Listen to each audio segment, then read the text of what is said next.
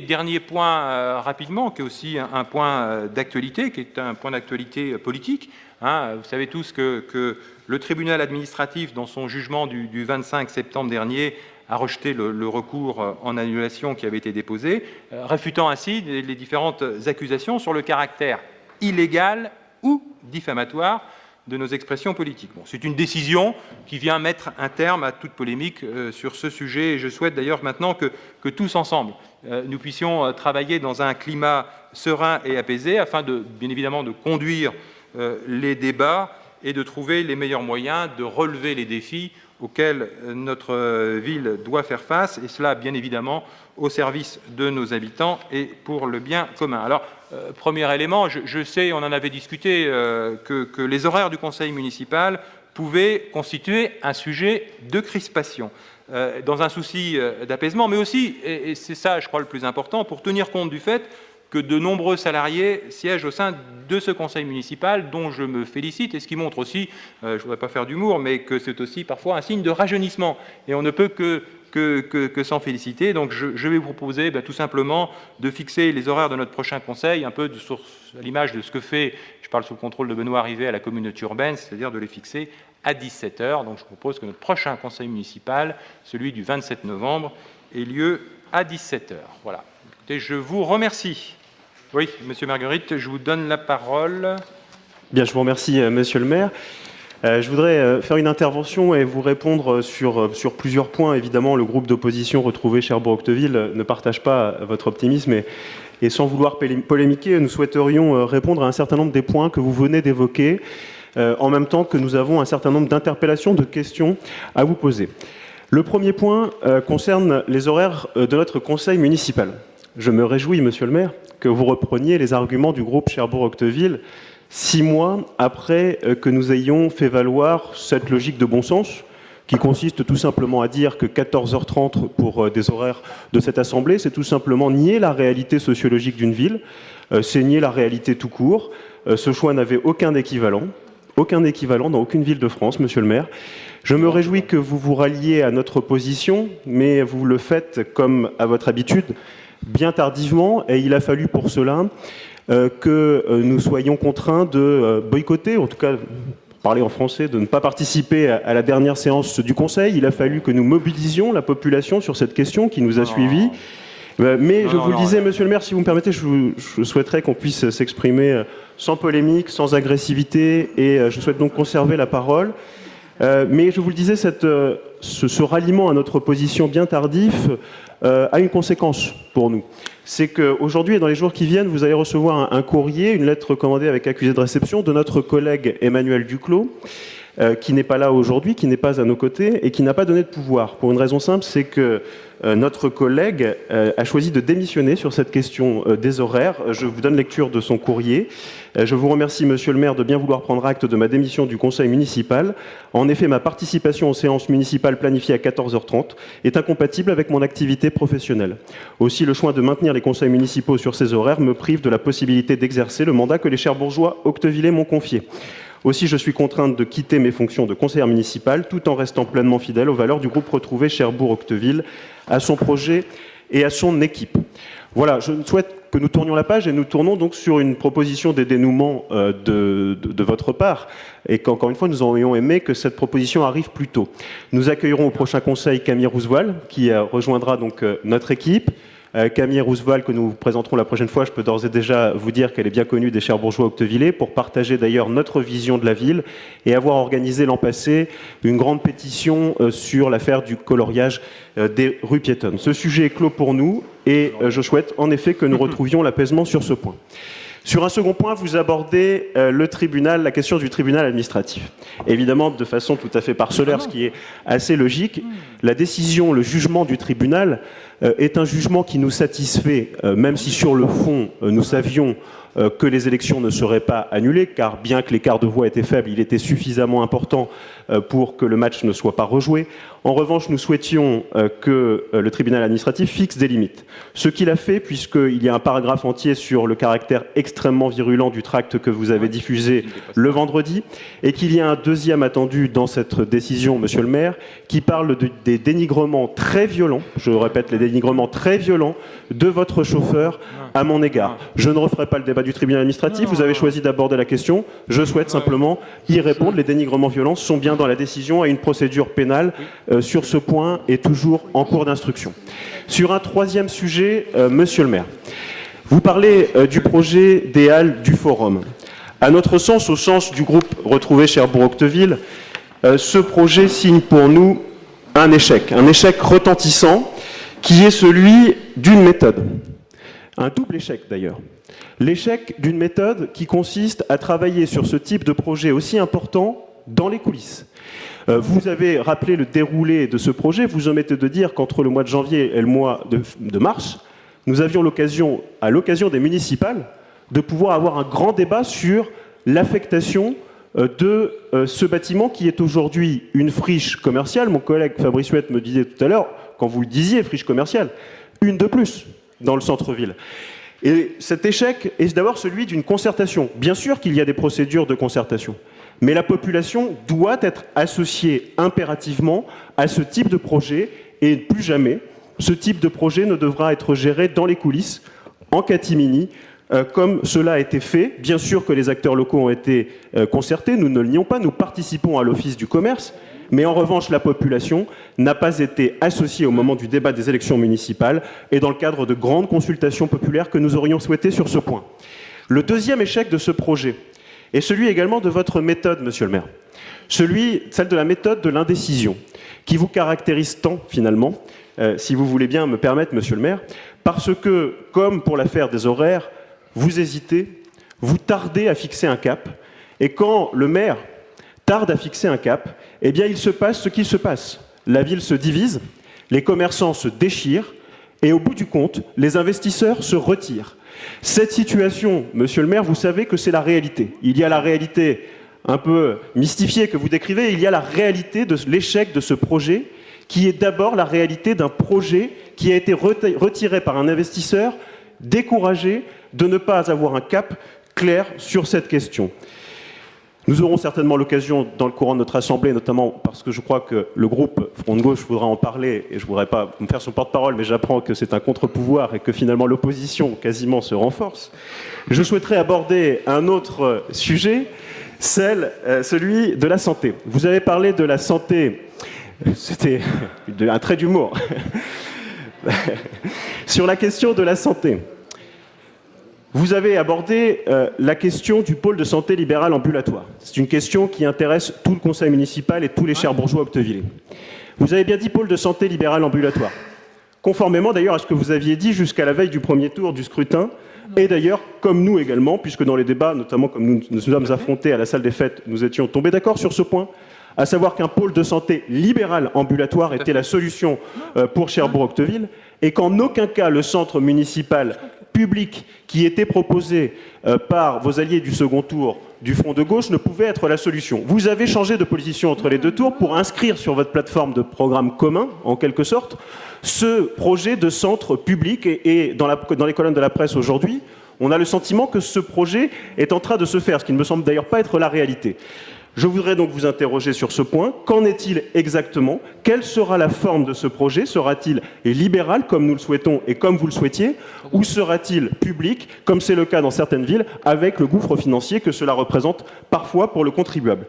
Enfin, je voudrais également sur la santé avoir un point de situation sur l'hôpital Pasteur, qui est dans une situation extrêmement préoccupante. Également, qu'en est-il de l'implantation d'un second IRM dans le Nord-Cotentin? Enfin, sur la passerelle, le groupe aura d'autres questions à vous poser sur la question de la passerelle.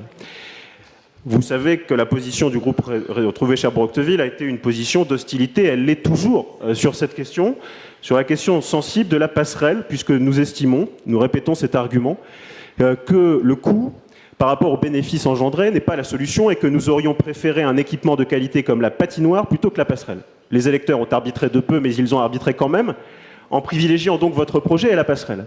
Puisque c'est ainsi que les choses doivent se faire, nous voudrions savoir si ce projet est bien reporté en 2016, comme vous l'indiquez, ou faut-il plutôt croire le président Benoît Harivet lorsqu'il dit qu'il faut que cela se fasse le plus vite possible? Quelle est donc la position? À quelle échéance précise la passerelle sera mise en place, puisque les déclarations dans la presse se contredisent sur ce point? Et là aussi, nous aimerions avoir un cap clair. Vous l'avez compris dans mon intervention, j'ai voulu souligner que la situation n'était pas évidemment aussi glorieuse que celle que vous décrivez. Nous aurons l'occasion de revenir sur ces points dans les délibérations et dans d'autres questions. Les Cherbourgeois Octevillais doivent savoir qu'ils ont une opposition à leur côté, résolue, déterminée à construire également et à prendre le pari que vous soulevez, celui de l'apaisement. Nous souhaitons l'apaisement. Nous ne souhaitons pas la polémique.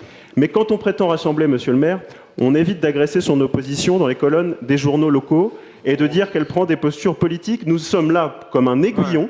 Nous avons une représentation politique et citoyenne qui est extrêmement forte, notamment avec la force politique et citoyenne que nous avons lancée, le Cercle du Cotentin.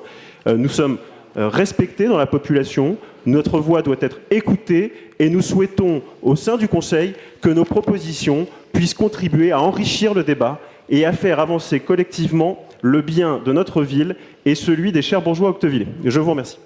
Parfait. Je vais apporter quelques éléments de réponse et je laisserai éventuellement d'autres pouvoir répondre. Benoît Harivet, s'il le souhaite, sur la passerelle et puis Sébastien Fagnan sur le tribunal administratif. Sur le projet de Halle. Oui, concertation, mais faut-il encore avoir un dossier?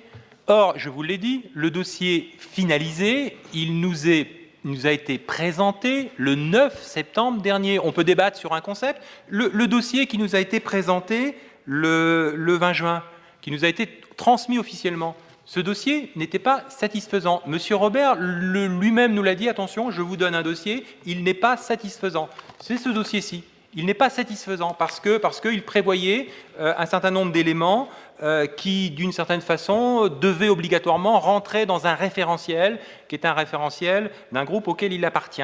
Et à ce titre, donc, concertation, oui, mais à partir, on peut pas discuter d'un concept. On ne peut pas discuter d'un concept. On peut faire un débat sur un concept. Moi, je préfère discuter sur un dossier de façon à ce que ce dossier puisse, d'une certaine façon, servir de document de travail et finaliser les attendus des uns et des autres. Ensuite, sur l'indécision, je vous remercie.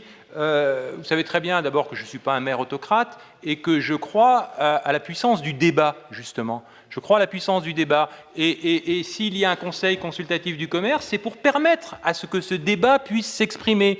Les élus prennent leurs décisions en connaissance de cause, même si moi, à titre personnel, et je l'ai toujours dit à M. Robert, que nous soutenons cet investisseur, que nous le soutenions et que moi, j'avais un avis favorable. Je ne m'en suis jamais caché, y compris devant la presse. J'ai tout simplement dit que le débat devait s'instaurer en conseil municipal aujourd'hui, de façon à ce que je puisse clairement exprimer, moi, quelle était ma position, et quelle était, d'une certaine façon, la façon dont je pouvais développer l'argumentation sur ce dossier. Donc, moi, je ne crois pas, M. Marguerite, à ces élus qui, d'une certaine façon, prennent des décisions, tapent du poing sur la table et passent en force. La démocratie, elle impose le respect à la fois des corps constitués, et moi j'estime avoir été très respectueux de la libre parole qui s'est exprimée au sein du Conseil consultatif du commerce, et ceux qui étaient présents, y compris vous, et je peux même vous dire que nous avons même fait une entrave sur la composition de ce Conseil consultatif, puisque vous aviez, comme vous le dites, boycotté le Conseil du 27 juin, que vous n'aviez pas désigné vos représentants, et en dépit du fait que vous n'aviez pas désigné vos représentants, nous vous avons quand même invité à y participer. Donc ce qui montre bien que nous avons, moi, et j'ai toujours un profond respect pour ces organismes de concertation, de consultation, et j'ai aussi un profond respect, ça c'est dans ma tradition, des organes intermédiaires, de ce qu'on appelle les organes intermédiaires, à savoir les chambres consulaires, à savoir les représentants des associations commerciales, les représentants des différents syndicats et partenaires. Donc un débat doit s'organiser sereinement. Alors ensuite, que certains, dirais-je, au-delà de cette concertation du Conseil consultatif, aient pris des positions qui soient des propositions un petit peu véhémentes. Moi, je le regrette. Je le regrette. Alors c'est vrai que nous sommes dans une société où l'information circule vite, où on va vite dans le dénigrement, où on fait vite des raccourcis, etc., etc.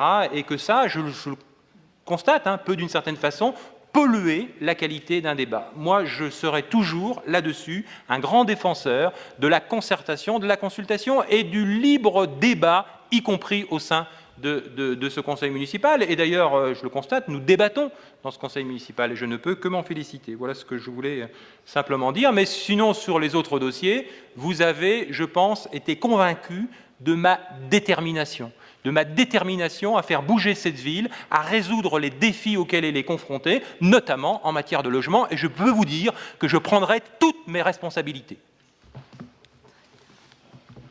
Bon. Pardon, excusez-moi. Attention, voilà. Voilà, votre détermination, ça ne doit pas empêcher de donner le micro à l'opposition. Ce que je voulais dire, monsieur le maire, je ne conteste en rien l'organisation de l'Office du commerce. Nous y sommes représentés, je l'ai d'ailleurs dit dans mon propos liminaire. Je parlais bien d'une concertation citoyenne. Par ailleurs, je ne vous demande pas d'être autoritaire, je vous demande d'avoir un cap, de fixer la ligne et de rassembler autour de cette ligne, plutôt que de devoir constater des déclarations une fois que les projets sont retirés, comme ça a été le cas dans la presse de la Manche, une déclaration que vous faites en disant que vous avez été touché, même si cela ne se voit pas. On n'attend pas ça d'un maire, monsieur Houllegatte. On n'attend pas que vous disiez que vous regrettez, que vous êtes affecté et que ça ne se voit pas. On attendait de vous que vous fixiez un cap, que vous disiez voilà quelle est la ligne, j'ai envie de rassembler autour de cette ligne. Et c'est autour de cette ligne que je souhaite que des concertations citoyennes et populaires puissent s'organiser. Voilà ce que l'opposition attendait de vous. Certainement pas de l'autorité, ni de passer en force. Mais je sais que dans votre majorité, certains sont d'accord avec cette position. Et je crois d'ailleurs que c'est une position largement partagée. Écoutez aujourd'hui la colère de certains commerçants et regrettez avec moi que le front des commerçants est aujourd'hui divisé à tort. C'est dommage que les commerçants aient été divisés parce que je crois qu'il manquait précisément d'une ligne claire autour de laquelle on aurait pu tous ensemble se rassembler en rassurant les uns plutôt qu'en les divisant. Ok. Sur ce... Hop, je donne la parole à Sébastien. C'est bon ? Voilà. Merci, monsieur le maire. Non, peut-être pas encore. Ok. Merci. Alors, puisque monsieur Marguerite a fait un peu d'humour, vous me permettrez d'en faire un trait aussi, puisque vous allez voir, c'est un sentiment assez paradoxal. Quand j'entends le responsable de l'opposition, c'est une phrase de François Mitterrand qui me revient à l'esprit. Vous allez voir, c'est assez curieux. La droite, c'est l'homme. Et lorsque j'ai pris connaissance de votre communiqué, après l'annonce de monsieur Robert, y voyant les attaques personnelles à l'encontre du maire, ce que vous confirmez encore aujourd'hui, vous acharnant d'une certaine manière sur la personne du maire, très sincèrement, je m'interroge sur votre volonté d'apaisement et de travail en commun avec la majorité. Je le souhaite, ensemble, relevons le pari. Relevons le pari. Et lorsque j'ai vu ce communiqué, notamment où vous dénonciez des concertations dans les coulisses, donc, puisque vous êtes membre du comité consultatif du commerce, qui n'est pas l'office du commerce et de l'artisanat, un membre de votre groupe était présent. Il a pris connaissance du dossier, de l'étude qui avait été menée par la municipalité à ce sujet. Vous aviez toutes les cartes en main pour vous prononcer en connaissance de cause. Venir après nous parler d'apaisement, de discussion et de travail en commun avec la municipalité, lorsque vous faites preuve, vous en excuserez, c'est la réalité, de malhonnêteté intellectuelle, c'est un peu osé. Et pour en finir par là, je reviendrai sur le jugement du tribunal administratif, puisque vous avancez qu'on a un point de vue partiel et partial, on va s'en tenir aux faits, et rien que les faits. Et je vais prendre lecture du jugement, puisque je l'ai sous les yeux. Donc que si ce tract, puisqu'il s'agit du tract que vous avez évoqué, ne comportait pas d'imputation injurieuse ou diffamatoire, qu'en outre, M. Marguerite ne justifie pas que ce tract, qui ne comporte aucune énonciation dépassant les limites de la polémique électorale, ait introduit un élément nouveau dans le débat électoral, que de plus, il résulte de l'instruction que M. Marguerite s'est exprimé sur une chaîne télévisée locale le 28 mars et a pu y répondre. Il s'agit par là du débat sur France 3 Basse-Normandie qui a eu lieu le vendredi 28 mars, 2 jours avant le deuxième tour. Voilà pour les faits, tout simplement. On s'en tient aux faits. Donc, M. Marguerite, je vous répète ce que je vous ai dit tout à l'heure, relevons le pari, travaillons ensemble Et ce dossier, comme l'a rappelé Monsieur le maire, qui concerne une friche commerciale en plein cœur de notre ville, est l'occasion de surmonter ces clivages et justement de travailler en commun. Donc j'espère que nous le ferons. Et n'essayons pas de travestir la vérité ou de l'arranger d'une certaine façon. Je crois que les sujets sont tellement importants que dans cette affaire, nous devons tous ensemble travailler ensemble. Pardon. Alors, notre intention n'est évidemment pas de travestir les faits. D'abord, pour répondre à M. Fagnan, le dialogue, il doit avoir lieu avec la majorité, mais nous avons, il le sait, une difficulté à dialoguer avec lui dont le sectarisme dépasse les limites de l'acceptable. C'est un procès d'intention. C'est un procès d'intention. Non, ce n'est pas un procès d'intention. Ce n'est pas un procès d'intention, Monsieur le maire. Si, la preuve, vous prononcez des accusations. Il n'y a aucune accusation. Monsieur le maire, s'il vous plaît. On s'écoute, on va discuter très calmement. Avec Monsieur Fagnan, le dialogue n'est pas possible, je le regrette, mais j'en prends acte. Je vois d'ailleurs, je connais ces méthodes, qui sont des méthodes de l'aile gauche du Parti socialiste, qui consistent à travestir pour le coup et à couper des passages que vous avez lus. Vous avez coupé le mot virulent dans la lecture de ce passage et vous êtes bien gardé de lire le passage qui concerne le chauffeur de Monsieur le maire, où, je le répète, il est question des dénigrements très violents. Je répète cette phrase, les dénigrements très violents à mon égard. Ça, vous ne le lisez pas. Pour le reste, il n'y avait aucune attaque personnelle à l'égard de M. Houllegatte. J'attends d'un maire, je parle bien de la personnalité juridique maire, qu'il fixe le cap, qu'il montre une autorité, et certainement pas qu'il soit autoritaire. Ce ne sont pas les qualités personnelles de Jean-Michel Houllegatte qui sont en cause. Je ne suis pas sûr d'ailleurs que Jean-Michel Houllegatte, en tant qu'homme et en tant que citoyen, ait beaucoup apprécié les propos qui étaient tenus dans le tract dont il est question et dont, encore une fois, il a été qualifié de très virulent par le tribunal administratif.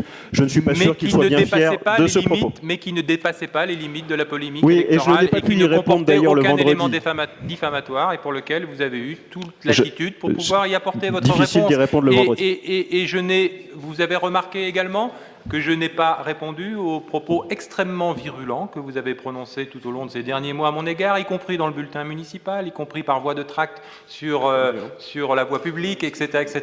J'ai toujours été dans cette affaire en disant il faut laisser la justice faire. La justice a tranché, le tribunal administratif a tranché. La page, pour moi, est tournée. Elle est tournée pour nous. D'ailleurs, vous aurez remarqué, Monsieur le maire, que je n'avais aucunement l'intention de revenir sur cette page, puisque pour nous, elle est tournée. C'est vous qui en parlez, donc vous me permettez d'y répondre et d'apporter des précisions complémentaires. Maintenant, nous pouvons avancer sur d'autres points. Cette page est donc doublement tournée et je ne peux que m'en féliciter.